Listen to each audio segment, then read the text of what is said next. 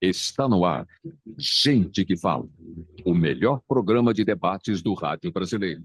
Gente que Fala. Tem texto e direção geral do jornalista Fausto Camunho. Gente que Fala. Reúne de segunda a sexta-feira formadores de opinião para discutir as principais notícias do dia.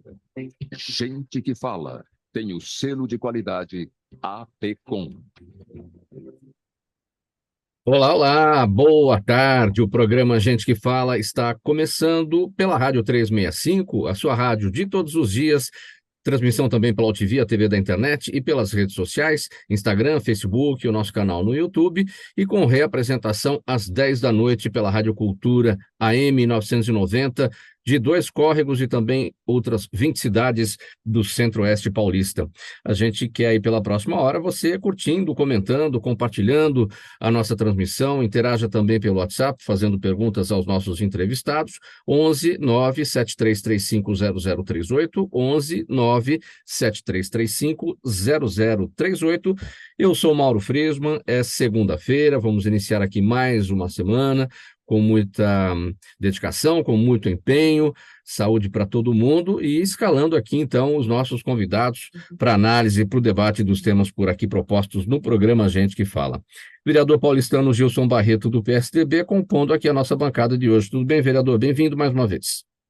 Obrigado, Mauro Friesman, pela participação. Estamos aí.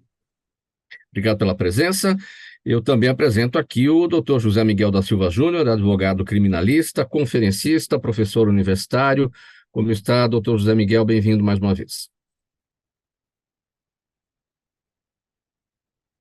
Dr. José Miguel, não temos, caiu a conexão do Dr. José Miguel. Já já a gente retoma aqui com a conexão e a apresentação do Dr. José Miguel da Silva Júnior. Também com a gente o Anderson de Souza Santos, ele é contador, consultor estratégico, sócio das empresas Azienda Contabilidade, Auditoria e Desenvolvimento Pessoal e Profissional. Como está, Anderson? Bem-vindo, obrigado mais uma vez por colaborar com a gente. Eu que agradeço, Mauro, sempre uma satisfação estar com vocês aí nesse início de tarde aí. E eu apresento também o André Vasconcelos, ele é executivo, diretor adjunto do Instituto Brasileiro de Relações com Investidores no Rio de Janeiro. O André está lá no Rio para essa conversa com a gente. Tudo bem, André? Como é que você está? Tudo ótimo, graças a Deus. Cara, o Mauro Friesman, uma honra estar com você, ilustres convidados nesse bate-papo. Admiro demais o seu trabalho como jornalista e radialista e acompanho também seus conteúdos nas redes sociais. Obrigado, André, pela presença, por colaborar com a gente. Eu vou apresentar aqui novamente, acho que ele já está na nossa conexão, o doutor José Miguel da Silva Júnior, advogado criminalista, conferencista e professor universitário. Tinha caído a conexão, mas está tudo bem agora, né, doutor Miguel? Eu espero que sim, Mauro. Boa tarde, é um prazer estar com vocês mais uma vez e vamos aí conversar na tarde de hoje. Eu vi que você trocou o computador pelo smartphone, coloca ele na posição horizontal, por favor. Eu vou tentar voltar, Mauro, porque deu uma oscilação, eu vou tentar voltar com o computador, pode ser? Sim, enquanto isso a gente inicia aqui a nossa conversa com os demais na mesa. A gente já aguarda. Tá ok. Vamos lá, então, o primeiro assunto do programa Gente que Fala de hoje, o primeiro tema da semana, na verdade, vamos falar do projeto de revisão da Lei de Uso e Ocupação do Solo, que será apresentado hoje na Câmara Municipal de São Paulo e prevê uma série de mudanças em relação ao original da Prefeitura, especialmente em áreas nobres paulistanas. Um dilema entre ampliar os usos de imóveis em algumas áreas e frear a verticalização em outros, os vereadores devem instituir limites de altura, reclassificar áreas e atender à regularização fundiária em algumas regiões. Após a apresentação do texto, haverá mais duas audiências públicas, uma amanhã e outra na quarta-feira, antes da votação em plenário. Vamos lá, então, vereador Gilson Barreto, para a gente destrinchar este assunto por aqui. Projeto de lei de uso e ocupação do solo. No meio do ano, a gente tratava da revisão do plano diretor, né, da cidade de São Paulo. Qual a diferença entre essas duas coisas que a gente pode estabelecer aqui? O plano diretor da cidade de São Paulo, que foi aprovado, é o que dá o direcionamento para a cidade de São Paulo, o que é que nós que temos e o que queremos. Se nós vamos direcionarmos mais para questão do meio ambiente, ou é questão de ou nós vamos querer uma cidade mais em termos de construção. Enfim, esse foi o plano diretor aprovado. Agora nós temos a lei do zoneamento, em que vai definir na cidade de São Paulo, é uma revisão definida na cidade de São Paulo, onde nós queremos construir grandes torres ou casas, enfim, qual a altura dos imóveis que nós queremos na cidade de São Paulo. A política hoje pública é aproveitando os corredores na cidade de São Paulo e transformando os zoneamentos chamados ZEU, Zona de Eixo Estrutural, onde dá condições das pessoas construírem 6 vezes a área do terreno. E os locais, por exemplo, também nós temos ZEI, Zona Especial de Interesse Social, e nós temos ZEIs 2, ZEIs 3, ZEIs 4, ZEIs 5, que pode construir 2 vezes, 4 vezes, 6 vezes a área do terreno para habitação popular. Houve várias audiências públicas, ainda teremos mais algumas, mas a participação efetiva, principalmente dos interessados, o Mauro, eu acho que foi muito pequeno. Infelizmente, eu tive algumas, as pessoas são mais interessadas, principalmente nesses corredores, principalmente as construtoras, as imobiliárias, pouco participaram, não tiveram interesse. Agora, veja, você pode ter, de um lado da rua, imóvel construído com 28 metros de altura e, do outro lado, com, vamos dizer, 100 metros de altura, 120 metros de altura.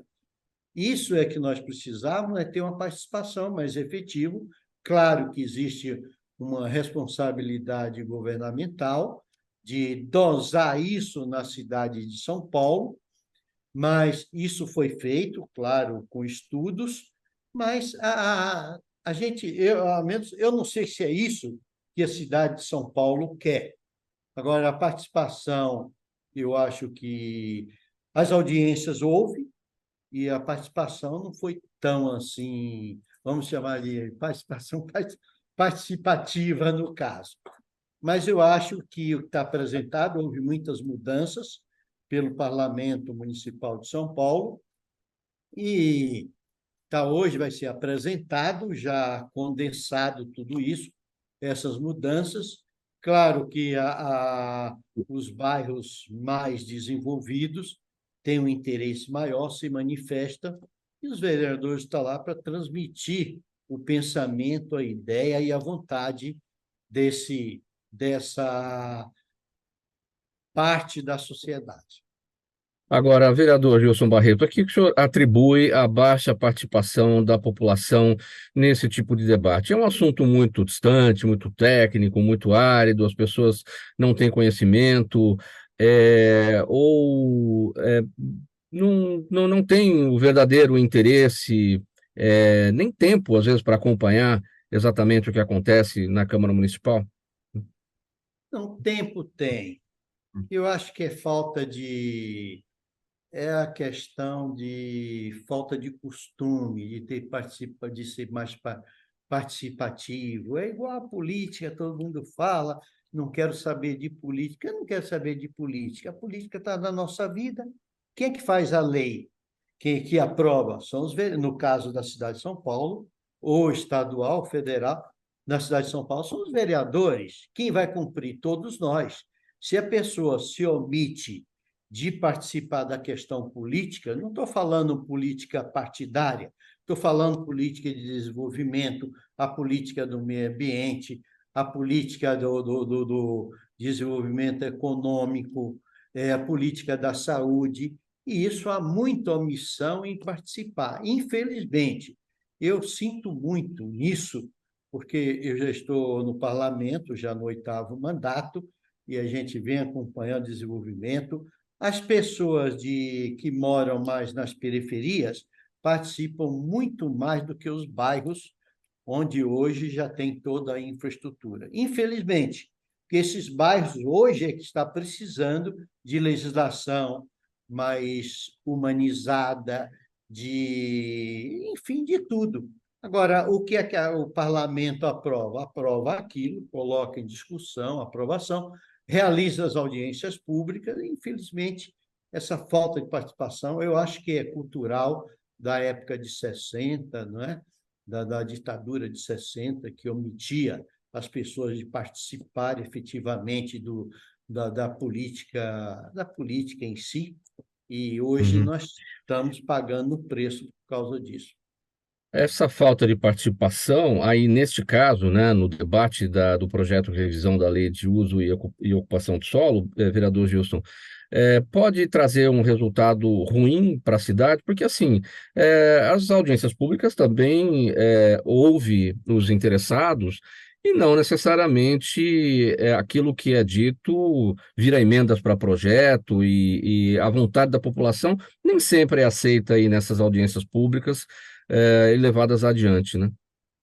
Não, quando é coerente e pertinente, é transformado, houve modificação, nós estamos modificando muito a lei do zoneamento dentro daquilo que a gente condensa das audiências públicas. Foram realizadas aproximadamente umas 30 audiências públicas e ainda teremos mais 2 audiências depois da votação, da primeira votação. Eu acho Sim. que, sabe por que eu chamo a atenção?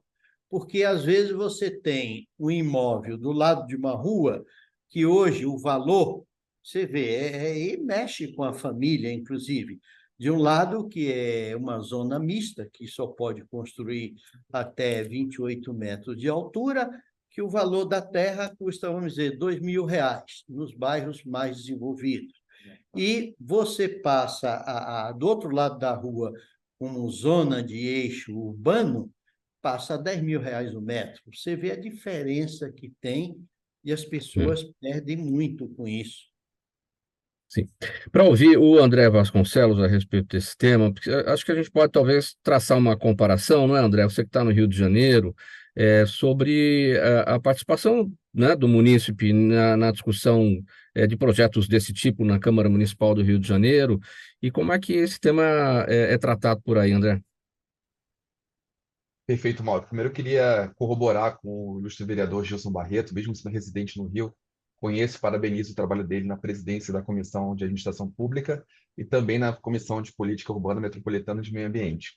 Parabéns pelo trabalho. É fundamental esse estímulo, de fato, da participação popular nesse tema e em diversos outros que têm um impacto direto nas questões públicas, né, na questão social. A gente percebe que, de fato, a população ela se enquadra muitas vezes como órfã de políticas públicas, mas também muitas vezes não é proativa em relação ao debate, não participa, não amadurece proposições legislativas que a impactam direta ou indiretamente. E é fundamental para a gente prover inovações racionais sempre para esses desafios do futuro, especialmente quando se trata de políticas públicas urbanas.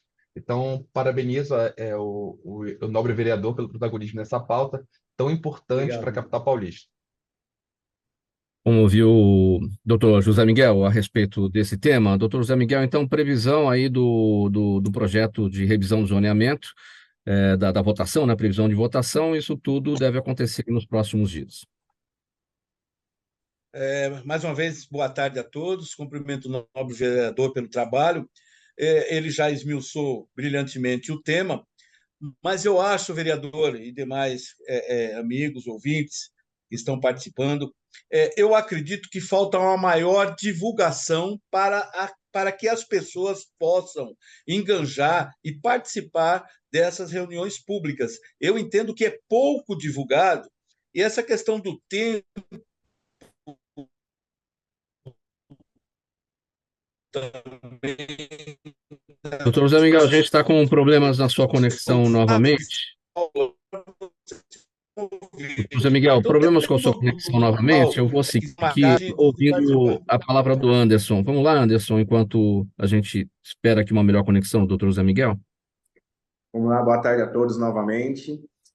Eu também, assim como o doutor José Miguel aí iniciou a sua fala, eu acredito que a gente poderia melhorar esse processo de divulgação desse tipo de de pleito, de discussão que está sendo apresentada. Eu acho que o projeto de limitar é interessante, inclusive, alguns meses atrás, a gente teve um lançamento de um grande projeto desse, com uma estrutura muito alta, próximo a uma região onde a gente tem um estádio de futebol, centro comercial, uma zona nobre, que é ali a região próxima ao estádio do Palmeiras, Sumaré, ali a gente teve um lançamento de um projeto com essa característica numa zona nobre.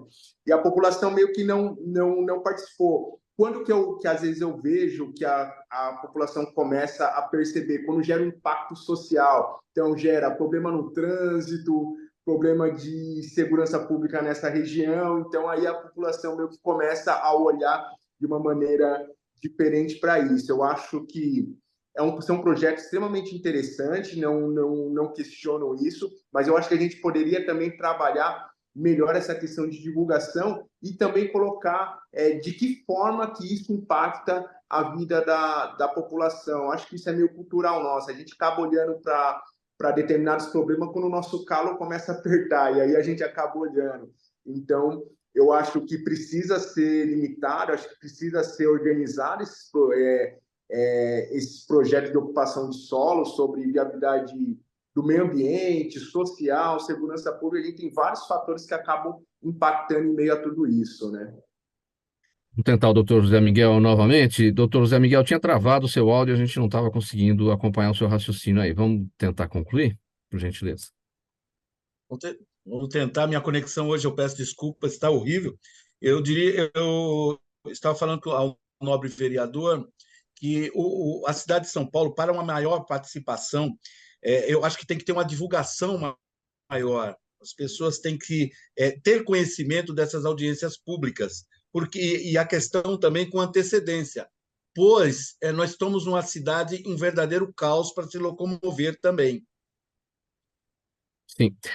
Doutor José Miguel, vamos combinar o seguinte aqui, a sua conexão realmente não está boa, no celular ela estava melhor, se o senhor puder voltar para o smartphone, o seu tema aqui sobre o caso Ana Hickman, que seria o próximo, eu vou deixar ele um pouquinho mais para frente, a gente combina assim, o senhor volta lá para o smartphone, eu vou seguir com outro tema aqui e deixar o debate aqui do caso Ana Hickman mais adiante, tá bom? Então, vamos falar agora, gente, sobre um outro assunto. Anderson, sobre desoneração da folha de pagamento, esse tema aí está no debate, né?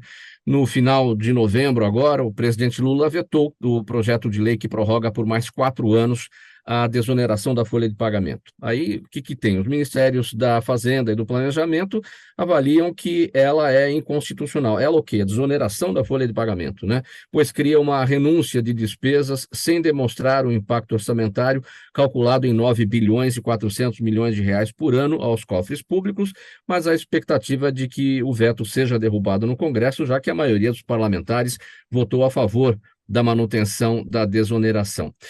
Anderson, como eu destaquei aqui, né, que os ministérios da Fazenda e do Planejamento avaliam que a desoneração é inconstitucional. Depois de 12 anos de implementação, né, da desoneração, aí vão dizer que é inconstitucional. Está meio esquisita essa conversa, não?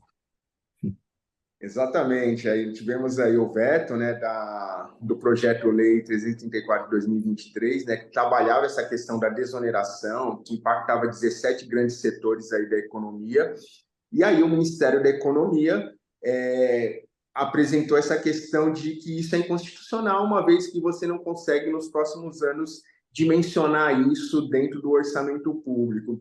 Isso está muito direcionado a questão do déficit que o governo já vai ter, então ele não quer abrir mão de uma eventual receita que deixaria de entrar, então, como você mesmo disse, aí na ordem de aproximadamente 9 milhões que impactariam diretamente nos cofres públicos, então abrir mão disso no momento onde a gente já está com o nosso caixa deficitário. Então, o Ministério da Economia recomendou que fosse vetado em função disso e por não conseguir dimensionar isso no impacto futuro.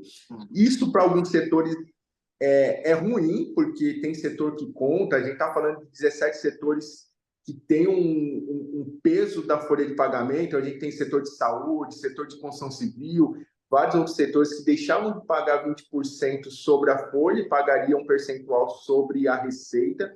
Isso gera um custo operacional sobre a linha de folha de pagamento significativo para essas empresas, né? Então acaba reduzindo o custo operacional, e o que quem defende a desoneração fala uma vez que o custo menor, a gente possibilita o acesso ao emprego das pessoas. Então, com esse veto, esses setores da sociedade passam a ter um custo maior sobre a folha de pagamento, gerando um efeito cascata, né? Então, folha de pagamento mais caro, talvez uma menor oferta de emprego, o custo sobre a entrega dos seus produtos ou serviços dessas empresas acabam ficando mais caro, e naturalmente isso é repassado para o consumidor final. Então a gente tem todo um efeito. Eu entendo que sim, a gente precisa discutir o impacto, esses impactos, né, de orçamento e da atividade, enfim, mas, de fato, isso vai impactar diretamente essas grandes empresas e também alguns municípios, né? Um outro ponto, Anderson, porque, olha, por exemplo, eu chamei a atenção aqui o fato de que essa é uma medida que foi criada há 12 anos, ou seja, em 2011, a introdução da desoneração da folha, e nunca se falou em inconstitucionalidade desse tipo de medida. Agora se fala. Do que se trata a substituição da contribuição previdenciária do patrão sobre a folha de pagamento, né? Isso foi substituído por alíquotas, enfim, menores sobre a receita bruta. Se isso voltar, a gente não está falando de imposto voltando, a gente está falando de contribuição previdenciária, dinheiro para previdência, não é dinheiro para imposto. Então, por que fala-se, então vamos ter 9 bilhões agora no caixa do governo? A gente vai ter 9 bilhões no caixa da Previdência, são coisas diferentes. Sim, exatamente, mas quando a gente fala previdência, dentro do escopo do governo, isso entra na área de seguridade social. Então, a gente acaba tendo esse valor de volta aos cofres públicos, de volta aos cofres da Previdência, e financia a atividade da Seguridade Social. Então, isso está benefício junto ao INSS, isso está as políticas públicas voltadas para a área social, é importante mensurar isso. Então, dentro da Seguridade Social, também financia políticas públicas voltadas para a área social. Então, que é um escopo, que é uma bandeira defendida pelo atual governo. Então, isso acaba também voltando para esses cofres públicos, que acaba potencializando essas eventuais atividades que o governo pretende implementar ou se propôs a implementar durante a campanha. Então, tem essa questão também, Mauro. Agora, essa medida, ao longo desses 12 anos, ela trouxe o efeito que se esperava, ou seja, mais empregos gerados dentro desses 17 setores da economia? Consta que não, né? Não, na realidade, houve uma ampliação, o projeto era uma ampliação para esses 17 setores, tem setores que já recebiam, mas houve uma ampliação. Teve atividade que sim, o impacto foi legal, diminuiu o custo, só que a gente teve um processo de desaceleração da própria economia. Então, por exemplo, o setor da construção civil foi beneficiado em função dessa medida, só que o setor desacelerou. Então, ao mesmo tempo que ele foi beneficiado, ele houve uma retração nas suas próprias atividades. Então, talvez não surtiu ao longo do tempo esse efeito desejado em função dessa desaceleração. E aí, naturalmente, se o setor desacelera, a gente não consegue gerar emprego, e aí a gente tem esse problema aí que o Brasil teve, de milhares de pessoas aí na fila do desemprego em função de vários motivos. Mas é uma atividade, sim, que impacta positivamente para alguns setores, sim. Agora, vamos e venhamos, né? Quando os diversos governos implementam medidas de renúncia fiscal, fica difícil de voltar atrás, né? Porque aqueles que são beneficiados, ali em algum momento eles vão dizer, não, isso é direito garantido, isso aí já aconteceu, já tá estabelecido, e a gente não vai aceitar a volta porque temos o direito de manutenção disso tudo. E aí é que fica a briga. A corda começa a ser puxada de um lado e de outro. Exatamente. E sem contar, Mauro, que a gente está falando de algo que começou a ser discutido também no atual governo, né? Tipo, o atual governo participou das discussões lá atrás. Então, é o que você falou, é estranho trazer uma pauta de inconstitucionalidade de algo que eu apoiava lá atrás, entendeu? Então, situações como essa dentro da política brasileira, de vez em quando, é difícil de entender, né? Enfim, os governos passaram, abriram mão e agora voltar atrás realmente é extremamente complicado, porque quem se beneficiou não quer abrir mão, né? Vamos pegar um exemplo aqui com o vereador Gilson Barreto, porque desonerações também acontecem no local, no município, né? A prefeitura também tem esse tipo de coisa e é difícil, né, vereador Gilson? Na hora de querer voltar, A já... dimensão no parlamento municipal, aí já é em pequena porcentagem, algum caso, para resolver alguma questão social. O que ocorre no governo federal é o furor arrecadatório, tá? Antes era a favor, agora é contra. Por quê? E eles estão entrando quer voltar tudo à importação, porque vai tudo importado. Você vem produto da China que sai muito mais barato. Essa questão do pagar 20% sobre a folha de pagamento e 4,5% do valor da venda, no caso, dá quase igual. O problema é que tem algum segmento, alguma profissão, que você leva 80%, 90% de mão de obra. Tem outras que você leva 20%. Então, no fundo, existe um equilíbrio.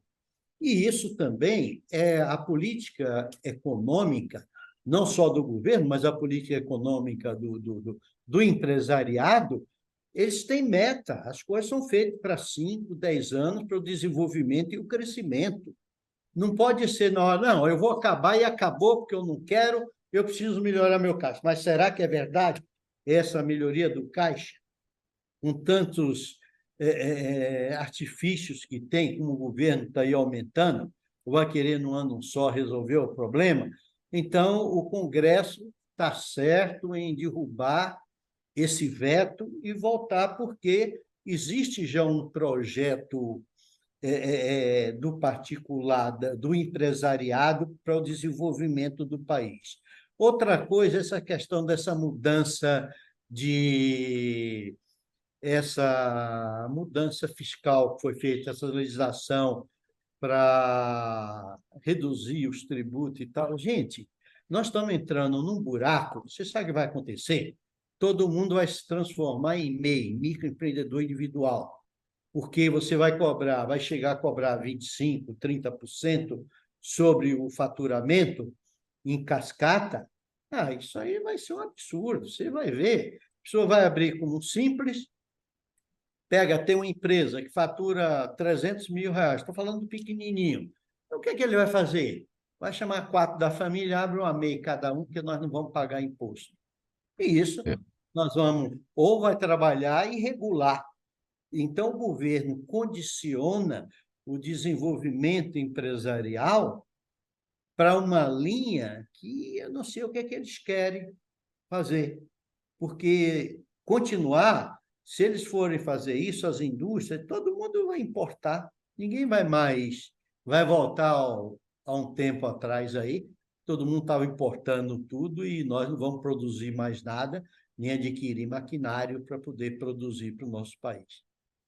André Vasconcelos, sua percepção a respeito desse tema é uma pena que, infelizmente, muita coisa a gente vê também no Congresso Nacional e ali nos debates entre o Executivo e o Legislativo, a questão da luta política, né? Quer dizer, isso também está sendo usado como instrumento de luta política. Claro, todo governo quer dinheiro e toda oposição quer fazer um trabalho para atrapalhar o governo. E aí a luta política entre eles acaba comprometendo quem? Nesse caso aqui, o trabalhador, porque estamos falando de desoneração de folha de pagamento. Excelente, Mauro. Vale ressaltar que, conforme já foi dito, essa desoneração da folha de pagamento vale desde 2011, e esse veto presidencial ao projeto está gerando um impasse importante, inclusive nas companhias abertas, né? Os setores beneficiados pela desoneração, eles afirmam que esse veto ele pode prejudicar a geração de emprego e de renda no país como um todo. Segundo essa proposta, os setores beneficiados pela desoneração são confecção, vestuário, calçados, a construção civil, call center, entre outros. É bem importante a gente perceber e para o desenvolvimento do nosso país, né, Mauro e nobres colegas, é fundamental a estabilidade econômica e também a segurança jurídica. Então, rever um projeto desse, que está funcionando aí há um pouco mais de 10 anos, tem um amplo debate qualificado envolvendo a sociedade civil como um todo, pode ser ruim, especialmente para os mais pobres. Muito bem, gente. Nós vamos dar uma parada aqui. Chegou a hora do intervalo do programa Gente que Fala. A gente vai ouvir aqui a mensagem do nosso apoiador e rapidinho a gente já volta com a sequência dos nossos temas por aqui. Até já. Toda ação estratégica de sucesso tem um componente fundamental: um instituto de pesquisas ético, rápido e preciso. Afinal, é ele que vai fornecer informação confiável, sem achismos ou palpites. E isso, numa época de mudanças rápidas e repentinas, é fator crítico de sucesso. A Orbis é um instituto de pesquisas que une precisão e confiabilidade estatística com a mais alta tecnologia em pesquisas do mercado. Tem inteligência artificial, robótica e Big Data, entre outros recursos, para que você tenha uma informação correta, confiável, com o menor custo e no menor tempo possível. Na sua próxima ação, seja ela corporativa ou política, comece pela Orbis. Porque com a informação correta, você vai mais longe, mais rápido e com mais segurança. A gente que fala por aqui, edição de segunda-feira pela Rádio 365, a sua rádio de todos os dias, transmissão em vídeo pela Altvia, TV da internet, pelas redes sociais e retransmissão às 10 da noite pela Rádio Cultura AM 990 de Dois Córregos, cidade do Centro-Oeste Paulista e também outros 20 municípios lá daquela região. A gente vai seguir aqui com o próximo tema. Será que está tudo bem com a conexão do Dr. José Miguel? Que é o seu próximo tema aqui, Dr. José Miguel. Vamos testar. Dr. José Miguel. Oi, Mauro. Mudei aqui para o celular, né? Espero que sim. Então vamos lá. Vamos tentar aqui. Vamos falar aqui sobre o caso Ana Hickman. Olha, negar, atacar e inverter os papéis de vítima e agressor. Essa estratégia é chamada pela sigla em inglês DARVO. É DARVO, né? Em português, DARVO. Quanto mais avança a luta das mulheres pelo direito à própria dignidade, mais essa tática é usada por homens denunciados por abusos. E ela chegou à Justiça de São Paulo na semana passada, quando Alexandre Correia entrou com medida judicial contra Ana Hickman por suposta alienação parental, acusando-a de dificultar a convivência do filho com o pai. Bom, vamos só explicar um pouquinho essa sigla em inglês, DARVO, D-A-R-V-O. D é deny, que em português é negar. Attack é atacar, e as letras R, V e O reverse victim and offender, é reverter vítima e agressor, não é, doutor José Miguel? Como é que isso tem sido tratado pela Justiça de São Paulo ou no Brasil, quando acontece essa tentativa do agressor querer inverter as situações, inverter os papéis? São situações antagônicas. Nós temos que separar. A Lei Maria da Penha é para proteger a mulher vítima de agressão física, psicológica, patrimonial e assim em diante. Então, a lei ela veio justamente para proteger, o que a gente tem visto que não tem protegido como deveria. Nós temos aqui um crescimento enorme, fora de controle, da violência contra a mulher. Então, eu penso que nós já tivemos várias alterações, a figura do feminicídio, aumento de pena quando a vítima é mulher, em caso de homicídio consumado, em caso de homicídio tentado, caso de lesão corporal, não tem ali a transação penal, que é suspender o processo. Quer dizer, a lei não ao meu sentir, não é falta da legislação. A legislação está aí, a legislação está boa. No meu entendimento, o que nós precisamos é o quê? É justamente mexer nas penas. Se você vê, qual é um acusado que é condenado por agressão que você tem conhecimento que ele fica muito tempo na cadeia? Quando ele descumpre uma medida protetiva, quanto tempo ele fica preso? Praticamente nada. Então, aí ele volta e é onde ele comete um mal maior. Nessa questão trazida pelo programa, essa questão da alienação parental, é que nunca, nesta minha carreira profissional, quando ocorre a violência doméstica, quando tem filhos, quando há filhos envolvidos, não tem tanto homem contra a mulher, passam a utilizar a criança como um meio de troca. E, infelizmente, é isso que acontece. No caso em comento, no caso da Ana Hickman, uma coisa não tem absolutamente nada a ver com a outra, mas ele utilizou o direito dele de pai, utilizou aquele direito de estar com a criança, de conviver com a criança, a não ser que fique provado que ele é um risco para essa criança, para utilizar como se ela já estivesse suprimindo o convívio dele como pai. Então, ele traz um problema, está ali por definição no Código Civil Brasileiro, e traz para a seara para poder utilizar isso como meio de defesa.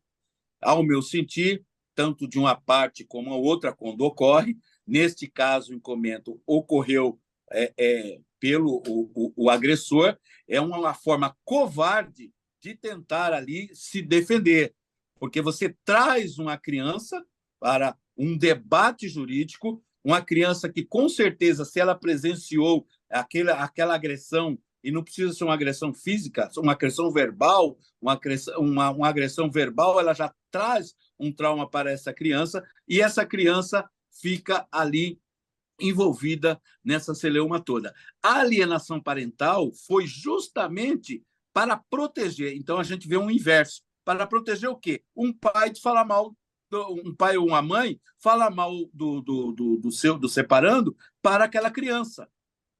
Então, a intenção da legislação ela foi muito boa. Olha, você não pode misturar os problemas. Mas o que a gente vê é o quê? Olha, eu estou sofrendo uma medida protetiva, eu vou entrar com a alienação parental como meio de defesa. É um meio que, ao meu ver, vou falar o linguajar popular, muito covarde. Agora, usando o seu linguajar, né, doutor Zé Miguel, um meio, uma defesa muito covarde, isso tem sido usado na prática mesmo? É um expediente muito comum das defesas aí para poder tirar a responsabilidade dos agressores? É um expediente muito comum, mas não tem colado, porque uma coisa é completamente diferente da outra. Tem que ser provado. Você vai discutir aqui uma agressão, você vai discutir uma lesão, né, corporal, e na outra seara, na seara da vara da família e sucessões, você vai discutir se há ou não uma alienação parental. Isso tem que ser provado com laudo de psicólogos, com acompanhamento de especialistas, para que se prove que aquela mãe está praticando alienação parental. O que é aquela alienação parental? Se ela está usando de expediente para manchar ali o convívio entre o pai e o seu filho. No caso em comento aqui, ainda é muito prematuro, não teve nem tempo para se trazer à baila que esta mãe, a Ana Hickman, está praticando alienação parental. Me parece que, inclusive, ele veio até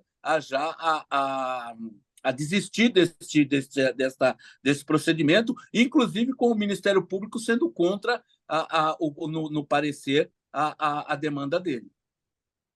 Tem uma outra estratégia anterior ao Darvo, né? O Darvo, repetindo aqui, né, que é essa tentativa do agressor de inverter os papéis, e aí ele quer se colocar como vítima da situação, e aí o Alexandre Correia apresenta aí essa possibilidade de alienação parental para poder justificar. Antes disso, tem o gaslighting, não é isso? O gaslighting é quando a pessoa, quando a agressora, ela tenta negar a realidade vivida pela pessoa agredida. Nesse caso do casal Ana Hickman e Alexandre Correia, o senhor viu o gaslighting? O senhor observa como? Não. Ele assumiu publicamente, não houve negativa dele em hipótese alguma. Ele assumiu, né? A priori ele negou. Mas como é uma pessoa famosa, tomou uma repercussão enorme, ele não tinha como não assumir as consequências ali. Então, ele não usou desse expediente, Mauro. O que, diga-se de passagem, é porque que às vezes as pessoas elas negam essa prática. Não podemos aqui descuidar que nós temos muitos casos de mulheres, não foi aqui o caso, de denúncias falsas. Nós temos aqui uma porcentagem enorme de mulheres que por qualquer problema, às vezes elas simulam agressões e levam, inclusive, o acusado ali injustamente ao cárcere também. Por isso que tudo tem que ser visto com muita cautela, para que nós possamos ali ter uma decisão o mais próximo do acerto. Uma investigação difícil sempre, né, doutor José Miguel? Sempre é uma investigação difícil, porque são delitos que ocorrem entre só ali ambos, que dificilmente se deixa a testemunhas. No caso aqui, me parece que tem uma empregada que presenciou, que foi já em delegacia e prestou depoimento, mas nós temos que falar que isso tudo terá que ser, se der continuidade, como vai dar, vai virar uma ação penal e toda essa prova ela tem que ser refeita sobre o manto do contraditório em juízo, na presença do juiz, na presença do representante do Ministério Público e de um defensor. Às vezes as pessoas chegam lá e negam, né? E aí gera ainda muito mais impunidade quando há, entre aspas, um perdão. Aí a pessoa se sente mais fortalecida e, com certeza, ela vai retornar e cometer os delitos novamente.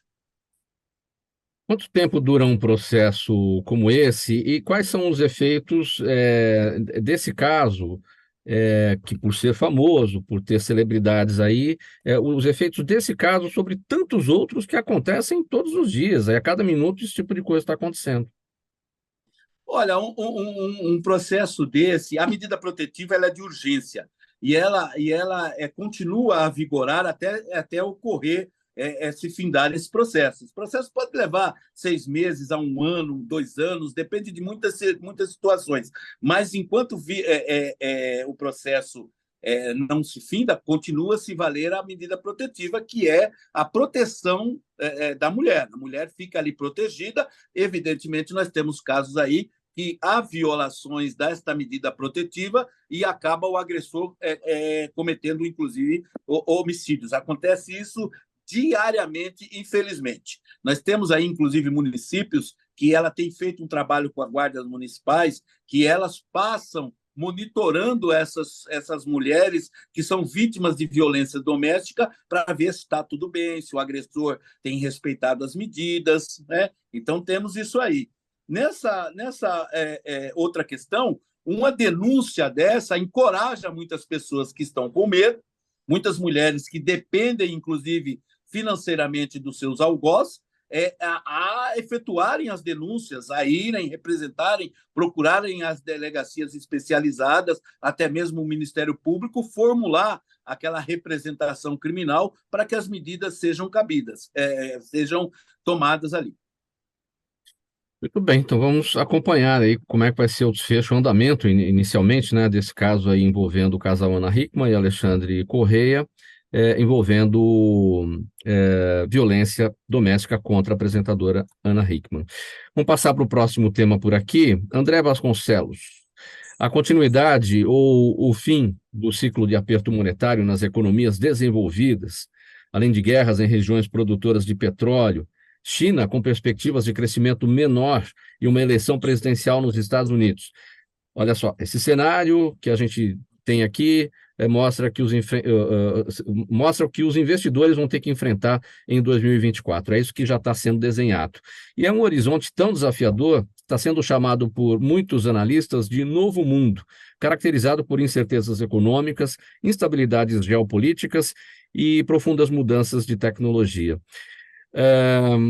Para falar desse termo aqui, André, novo mundo, por que novo mundo? A gente vê todos os anos diversas situações ocorrendo aí que apontam para um cenário não muito positivo, né? Diferentes desses que a gente está vendo agora, mas sempre tem aquela situação que deixa o mercado preocupado. Então não é necessariamente um novo mundo, né? Isso já acontece. Exato, Mauro. Mas, na verdade, é um novo mundo, é um novo normal, né? São novas reflexões que vêm à tona e a gente, em cada momento, se depara e identifica novas soluções racionais para esses desafios do futuro. Em 2023, agora, o mercado de capitais em particular, ele enfrentou uma série de preocupações. Globalmente, esperava-se uma recessão dos Estados Unidos e na Europa. E no Brasil, no pós-eleições, houve uma certa volatilidade que pressionou os ativos, especialmente de alto risco. As expectativas do Wall Street, né, do mercado americano, eram de mais um ano negativo. Por outro lado, em 2024, a tendência, segundo especialistas, é o início de uma perspectiva um pouco diferente. Lá nos Estados Unidos, em 2024, a expectativa é de uma alta em torno de 19% do principal índice da Bolsa Americana, o S&P 500, e de 46% da Nasdaq, da Bolsa de Ativos Tecnológicos, sem, então, a materialização dessa recessão tão esperada. Portanto, uma parte desse otimismo ele retorna perante os investidores na medida em que eles, os mercados, começam a precificar uma maior probabilidade de crescimento, tá? Especialmente para o crescimento global no próximo ano. No Brasil, as ações, até o momento, tiveram um desempenho razoavelmente positivo, uma alta de 24%, sendo que só no mês de novembro, agora, houve um aumento de em torno de 15%. Vale destacar, Mauro e nobres amigos, que quando a gente fala de novo mundo, novo normal, é impossível não referenciar eventos climáticos extremos, como que tem acontecido, especialmente em 2023. E eles, sem dúvida, impactam inúmeras empresas de maneiras diferentes. Assim como acontecido nesse ano, há uma expectativa que em 2024, dependendo de alguns setores da localização geográfica dessas indústrias, ocorram uma maior análise, uma maior preocupação sobre a gestão de riscos desses ativos, tá? Aproveitando aí a presença do nosso ilustre vereador, é importante a gente destacar também que a cada crise no mercado de capitais, para os investidores, isso pode ensejar uma possibilidade de negócios, mas também para os legisladores é uma oportunidade ímpar para a gente prover inovações racionais frente aos desafios do futuro. E essas inovações passam, claro, por proposições legislativas. A expectativa é que as medidas legislativas hoje sobre o mercado de capitais no Congresso Nacional, ainda, né, sob debate político, jurídico e econômico, contribuam para aumentar essa confiança dos investidores nacionais e estrangeiros, reduzir os custos operacionais do nosso sistema financeiro, potencializar o fluxo de investimentos diretos no país e estabelecer, de uma certa forma, um ambiente mais favorável a uma economia, né, que tem impacto direto para o nosso desenvolvimento social e econômico e maior também eficiência no mercado de capitais brasileiro. Você citou os eventos climáticos, isso significa que o mercado de capitais, os investidores estão preocupados com esse tema, mas isso não está. Eu mesmo não li isso aqui. Eu falei de eleições dos Estados Unidos, eu falei de crescimento menor na China, falei de guerras em regiões de petróleo, enfim. Então, quem é que está olhando também para essa questão do clima, que além do próprio mercado de capitais, mercado de investimentos? Então, países de uma forma geral, especialmente as economias americanas e economias europeias, agências de classificação de risco e as próprias companhias que são impactadas. É óbvio que os investidores, como eu falei, nacionais, estrangeiros, especialmente investidores institucionais, olham, se debruçam sobre essas questões porque tem causado impactos relevantes. E vale ressaltar, Mauro, que não somente impactos negativos, tá? Algumas empresas se beneficiam positivamente com esse cenário de crises climáticas extremas. Empresas, por exemplo, de seguro e outras que eventualmente tenham provocado ali uma redução drástica em relação à oferta de determinados produtos. O Brasil pode se beneficiar com produtos complementares ou eventualmente não impactados com essa questão. Por exemplo, o atual cenário de guerra no nosso Oriente Médio, quando tem uma potencial possibilidade de ingresso de países aliados na guerra, e esses países são grandes produtores de petróleo, o Brasil, a gente percebeu nas últimas semanas um incremento positivo, e isso discordando de uma correlação natural da Bolsa de Valores brasileira das empresas de óleo e gás no país. Isso porque, quando tem uma possibilidade de impacto de ofertas de petróleo lá fora, as companhias brasileiras que produzem petróleo podem se beneficiar, já que não vão ter nenhum tipo de impacto nas bolsas produtoras brasileiras, né, de óleo e gás. Bom, a gente estava olhando aqui para o horizonte, né, para 2024. Vamos falar um pouquinho, André, sobre esse final de 2023. Não sei se já dá para fazer um balanço, claro. tem uns dias pela frente para a gente entender como é que fecha a Bolsa, como é que fecham os mercados de uma maneira geral. Mas até aqui, quem ganhou mais, quem perdeu, como é que está o ranking aí dos investimentos? Quais são as melhores rentabilidades e as piores? Excelente, Mauro. Então, esse é um ponto que é um cenário como o nosso mercado nacional, infelizmente, está de extrema volatilidade. Ele pode se mudar da noite para o dia e, se essa entrevista ocorrer daqui a um mês, a gente pode ter uma nova análise para ser feita.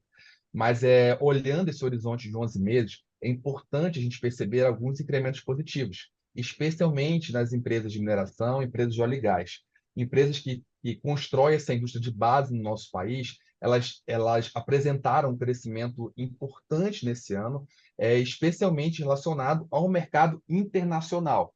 Infelizmente, no país, a gente está ainda por uma questão que demanda de reformas estruturantes, né, políticas, econômicas, tributárias. Então, o mercado, especialmente o investidor estrangeiro, aguarda em compasso de espera esses avanços institucionais internos, mas frente às evoluções macroambientais, especialmente internacionais, ele passa a evoluir em alguns setores que são altamente correlacionados com a demanda estrangeira. Falando do pequeno poupador e o poupador conservador, né, como é que a caderneta de poupança chega nesse final de 2023? Está recuperada? Recuperada, quando se fala recuperada, é pagar pelo menos a inflação e alguma coisa de juro real? Então, Mauro, é importante destacar, né, para o investidor pessoa física que, nesse cenário, ele tem sido cada vez mais protagonista do mercado de capitais brasileiro. A gente tem percebido um incremento exponencial de investidores encaminhando sua poupança popular para esses investimentos de bolsa de valores, inclusive aumentando a proporção entre homens e mulheres, aumentando a participação de mulheres nesse tipo de investimento. É fundamental a gente entender que a poupança não é um investimento para o consumidor, né? Que quer cada vez mais participar de produtos financeiros.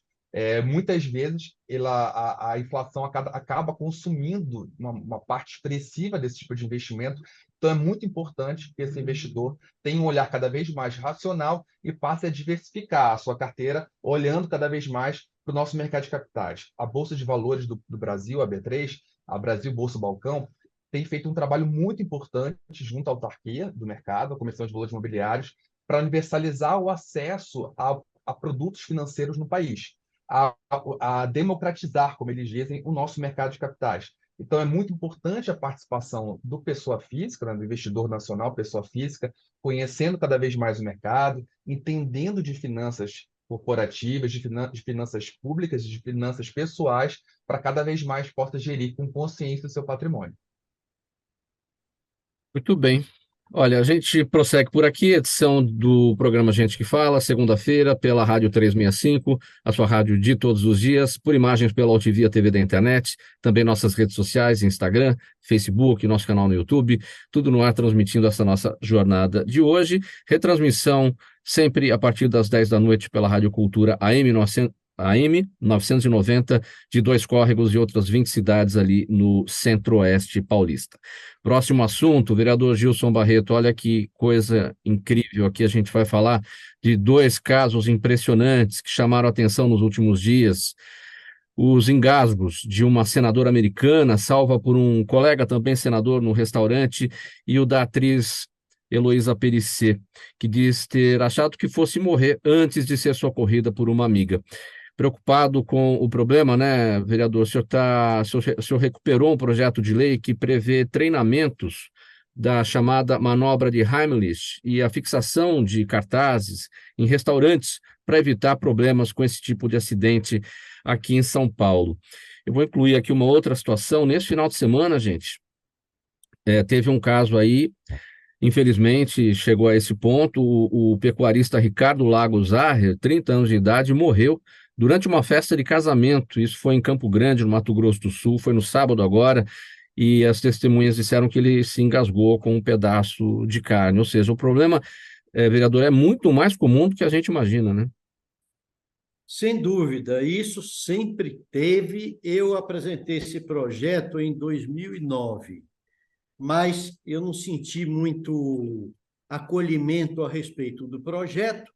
Então, eu fui deixando, porque projetos também têm momentos. e a gente tem que esperar o momento certo para poder reapresentar. E esse problema do engasgo é um problema sério que acontece constantemente e as pessoas, às vezes, não percebem.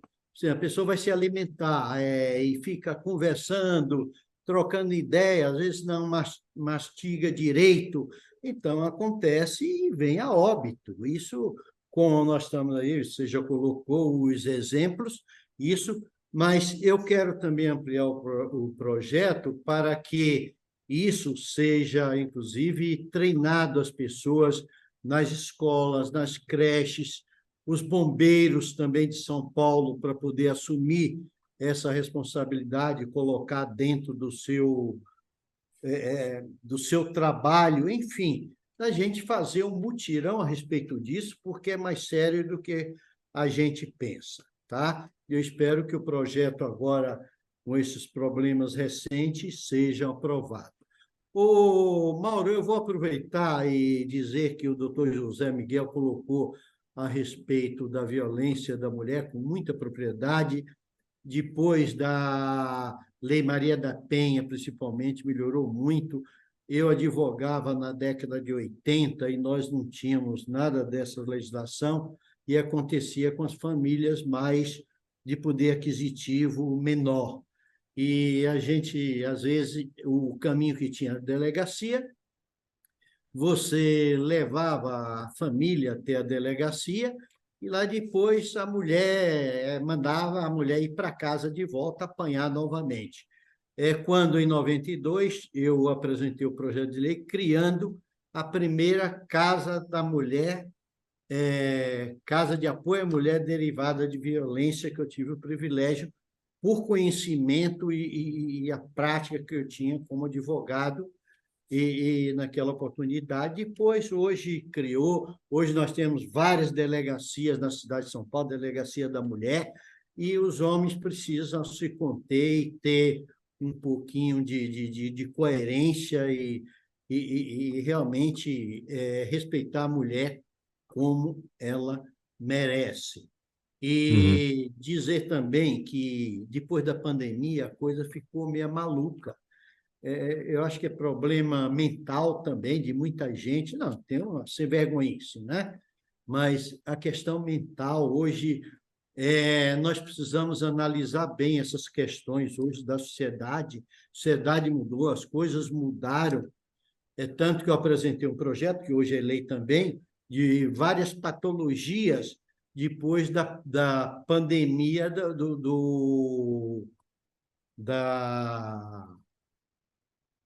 questão agora Covid-19. da Covid-19, para os postos de saúde também se organizarem para poder atender essa demanda na cidade de São Paulo. Vereador Gilson, a gente tem uns segundos aqui, até um minuto. Vamos só, voltando ainda em relação ao seu projeto sobre a questão dos engasgos, que a proposta prevê treinamentos da manobra de Heimlich. Eu gostaria que o senhor explicasse exatamente como é que é isso. Eu tive essa experiência porque eu salvei uma pessoa nessa situação, que estava engasgada com um pedaço de carne, uma amiga jornalista já faz alguns anos, e acabei fazendo esse tipo de manobra, né? Então, gostaria, até pela situação, né, como a gente vê que tudo isso é muito mais comum do que parece, o senhor consegue explicar? O problema é que, em vez de descer no lugar certo, entra em outro local, não é? Então, aí obstrui, e as pessoas precisam ter muito cuidado no momento e fazer a prática colocando o braço acima da barriga, por Do estômago, né? das pessoas. Eu estou falando assim, A pessoa precisa ser abraçada por trás e a pessoa que faz a manobra precisa comprimir a boca do estômago da pessoa que está engasgada para que aquele alimento que está ali na epiglote, que é a passagem do ar, seja expelido. E aí livrando a respiração da pessoa, não é? Isso aí. Bem, olha, parabéns pela iniciativa, é muito importante que o senhor consiga realmente implementar a sua ideia e levar essa informação especialmente para as escolas, porque a gente sabe que é parte fundamental da educação essas informações a respeito de primeiros socorros, né? E aqui, faltando 1 minuto para 1 da tarde, eu quero agradecer então a presença de todos. A gente vai colocar um ponto final nessa edição do programa Gente que Fala, e estivemos aqui hoje com o vereador paulistano, Gilson Barreto, do PSDB, também com o doutor José Miguel da Silva Júnior, advogado criminalista, conferencista e professor universitário, o Anderson de Souza Santos, contador e consultor estratégico, sócio das empresas Azienda Contabilidade, Auditoria e Desenvolvimento Pessoal e Profissional, e o André Vasconcelos, executivo, diretor adjunto lá no Rio de Janeiro do Instituto Brasileiro de Relações com Investidores.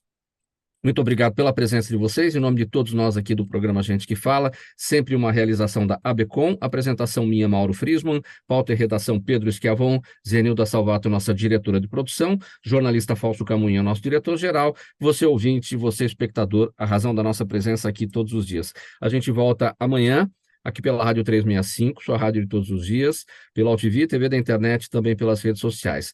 Para quem vai continuar agora aqui na 365, está chegando o Lucas Neto, ele vem com o programa Melhor para a Melhor Idade, trazendo muitas informações aqui nesse início de tarde. Uma boa tarde para a audiência e a gente volta então amanhã com mais edição do programa Gente que Fala. Um abraço aí, Lucas, tchau, até lá.